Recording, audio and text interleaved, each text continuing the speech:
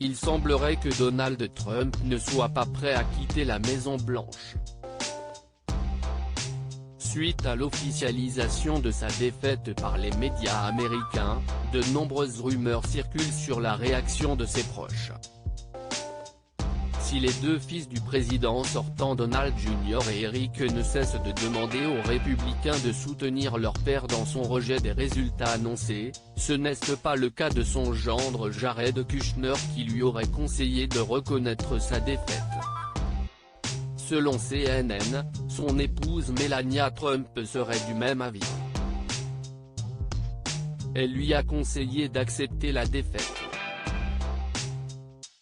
Elle a exprimé son avis, comme elle le fait souvent, a expliqué une source aux médias américains.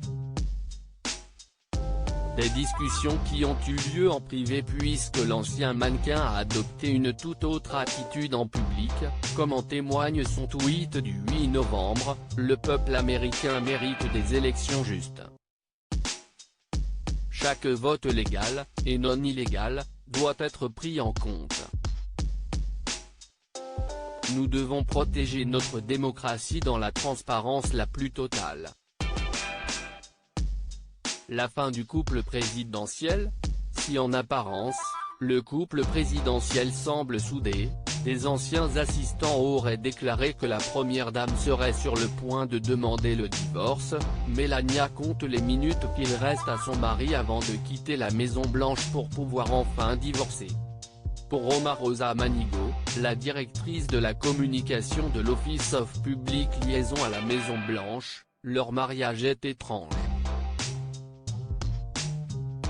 Elle n'a pas hésité à donner plus de détails en expliquant que parfois il s'apprécie, parfois il la dégoûte, a-t-elle déclaré au journal Star Online. À ce jour, Donald Trump et Melania Trump n'ont rien déclaré d'officiel. Le président sortant peut donc toujours compter sur le soutien de sa femme dans cette épreuve qu'il a beaucoup de mal à accepter.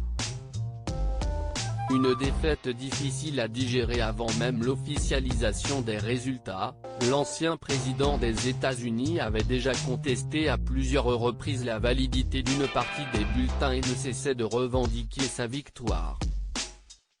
« J'ai gagné cette élection avec beaucoup d'avance », tweetait-il le 7 novembre dernier.